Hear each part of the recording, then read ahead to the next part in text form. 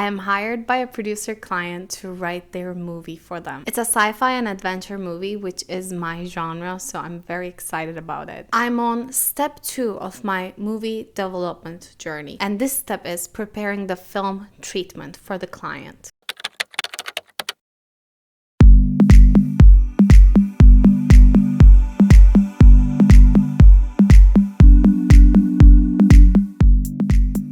Hi, if you're new here, my name is Seda and I've been a screenwriter in Los Angeles for over 6 years now. I get hired by clients, producers, directors, co-writers, and other filmmakers. I work on my own projects and pitch them. I sell audio drama shows. I also make web series, and I work on my own production company with my producer and co-writer. And I also have a podcast called The Screenwriter's Secret Diary, where I literally share my no BS experience in Hollywood for aspiring filmmakers, writers, actors, and other artists. I share exactly what's going on in Hollywood with no filter, how to survive this crazy period of time, how to put up boundaries, how to protect yourself, how to make sure you check your contracts, how to find work, how to say no to unpaid work, or when to say no to unpaid work. So we have real talk every Wednesday. And on Sundays, I take you on a journey with me to show you how I work for my clients, how I work on my own projects, and I provide a step-by-step guide for you guys to follow, and also just kind of get cozy with me and work with me, write with me. I also share how to develop movies and shows and audio drama shows step by step every Sunday. Now, let's get to the video.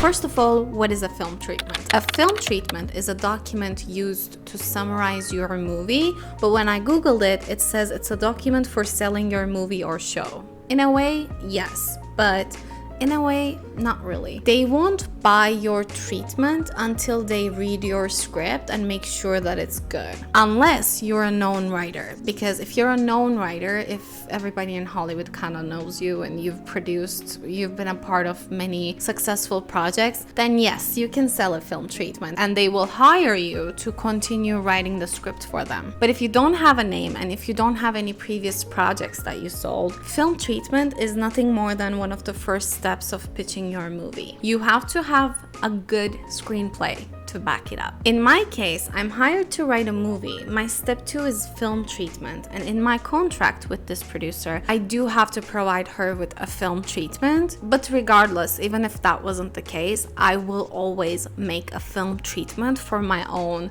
process. Then of course, when you start writing the first draft, the second draft, when you start your revision process, things change, and I think it's important to go back to the treatment and make sure you revise it accordingly, so you have a film treatment that you can send out to producers whenever they request it. Why do you need a film treatment? Because you can use this document to provide a summary of the project to the executive without them having to read the entire script to figure out what it is about. But if they like the treatment, then they request to read the script. This format I'm going to show you today is also going to be a pitch document film treatment, so it's not just a treatment like act 1, act 2, act 3 if you're here, if you're a seasoned writer, or if you know what a film treatment is and if you made it before. This is also gonna be a different version, still industry standard format that I learned from my mentors in Hollywood who were writers on X-Men, Batwoman. But the first page is gonna be logline, synopsis, and comparable movies, so that way it's like a full-on pitch document,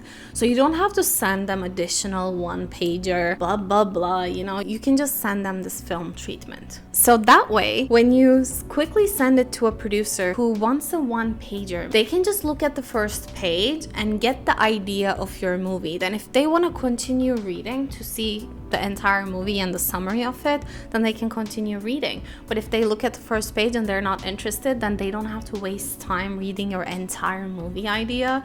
And I've heard that that is very, very good for executives, producers, agents, and managers. They really tend to like this format. And this format is also going to help you develop your movie further into a scene outline. That's why I'm calling this part 2 for Hired for a Movie series. Then after the scene outline, you're going to be able to write the movie. So the film treatment we're going to do today is almost like an all-in-one, version of a film treatment. That's also an industry standard that I've learned from my screenwriter mentors. Let's prepare the film treatment.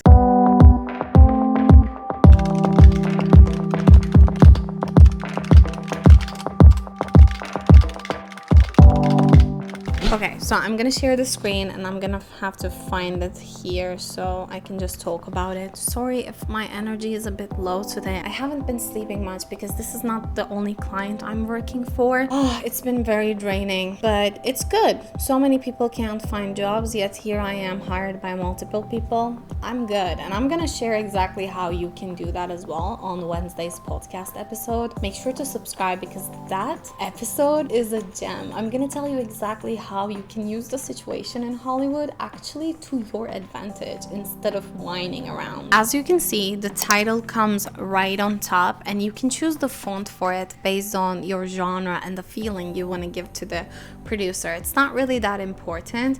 If you just want to keep it simple and keep it the same font as your entire document, then that's totally fine. Then we have by whoever the writer is, right? That's what we're gonna do, and make sure it's in italic just because it looks good, and that's kind of what they told me, so I continue doing that.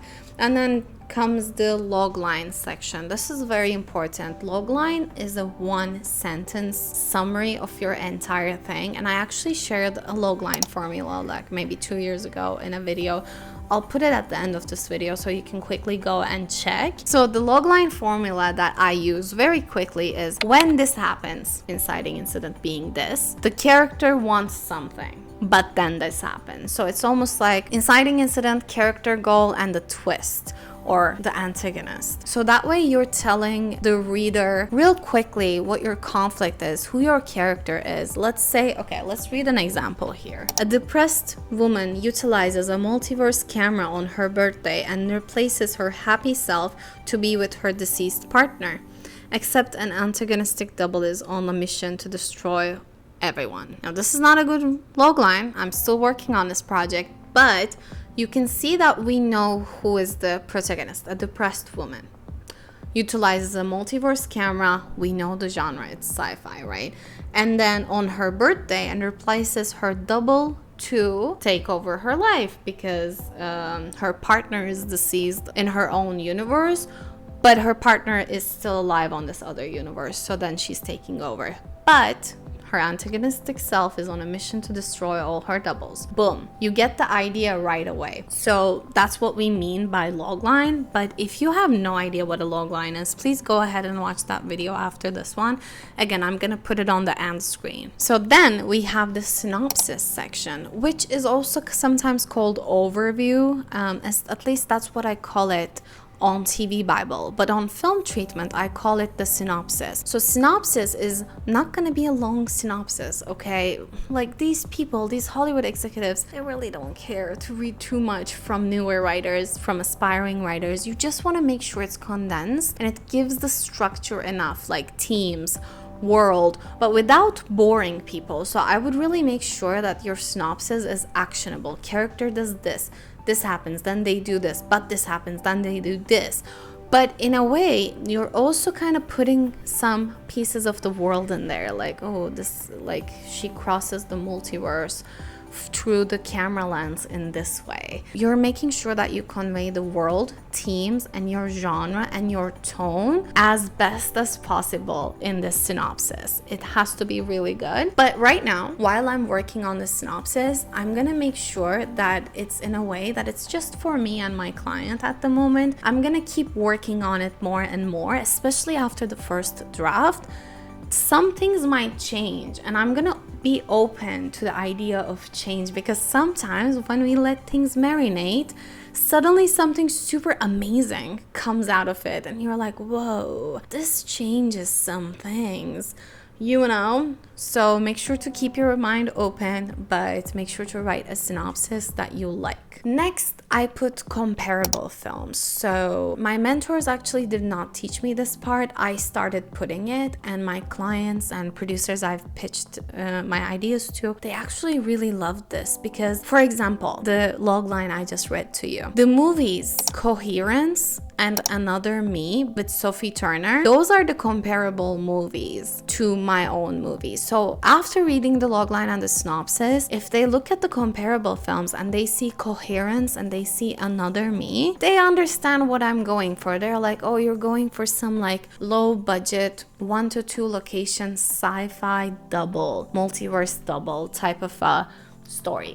Exactly, right? So when they look at the comparable films, they can actually have more of an idea about your project. They can see if they're interested in this type of a project, okay? So I include this comparable film section and I just kind of bullet point my comparable films. If you don't have any comparable film in the sense that like your movie is very original and you can't think of anything, then what I do is, for example, let's say another me in terms of the main character's evil double. You get that? In terms of is a very important thing. So that way you can say in terms of tone, in terms of style, in terms of genre, in terms of world. That way you're just specifying why that movie is a comparable. Next, we have the world section. So if you are writing a romantic comedy or a drama, make sure your world section is very short. It's like New York City, present time, blah, blah, blah. Hi.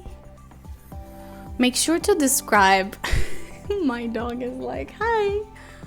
Make sure to describe the world in a way that it's not that detailed, but have the neighborhood, have the world, like for example, if your main character has a career, then what type of an environment are they in and things like that. The next section is teams. So you're gonna list out what teams you have. Love, war, death, global warming.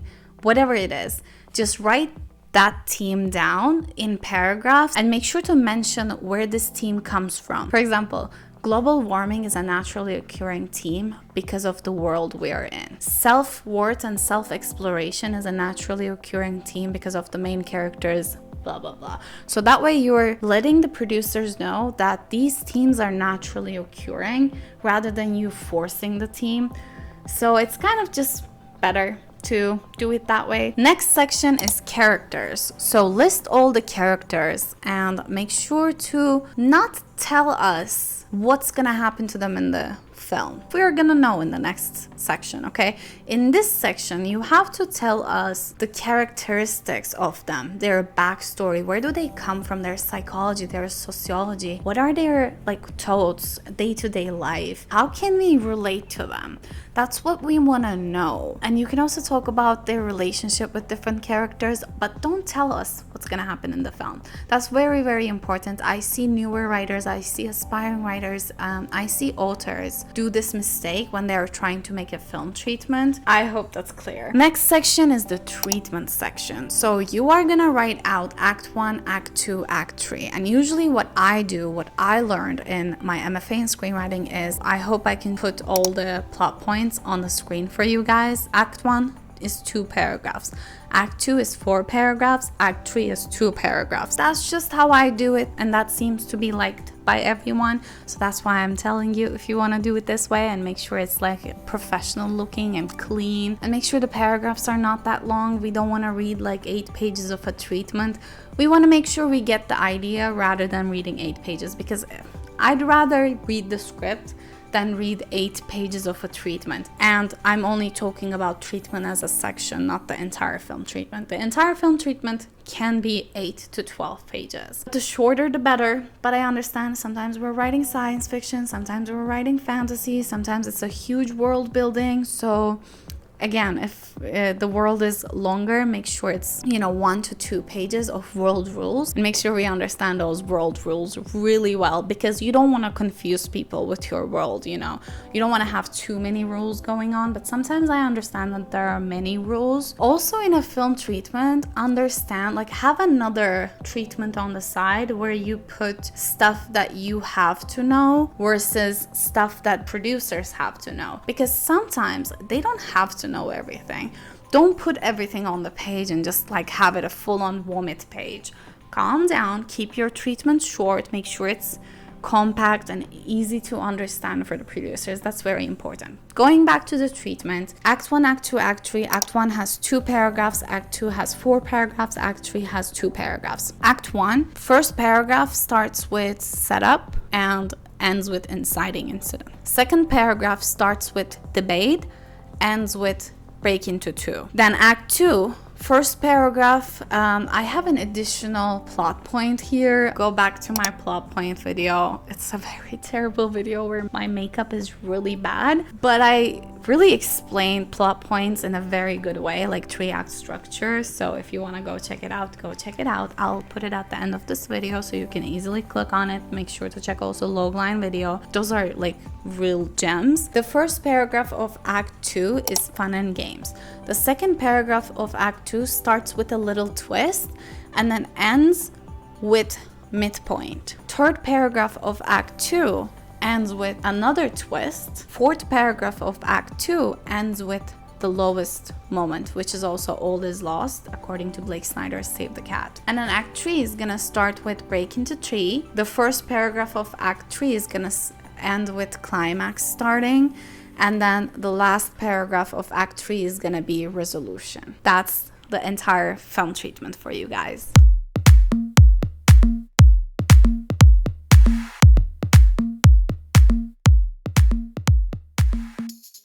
So that's my process and my step-by-step what I do for preparing a film treatment for a client when I'm hired to write a movie for them. But that's also what I mostly do when I'm developing my own film treatment, my own movies for pitching purposes. Let me know what your process is. Comment down below if you learned something from this video, if you do the things I mentioned, if you try them, if it works out for you, I would love to know. And if you have any questions, please leave them down below. I go through all my comments. Don't forget to like this video, subscribe if you like the vibe. Good luck with your writing and filmmaking journey. I'll see you on Wednesday's podcast episode. Bye.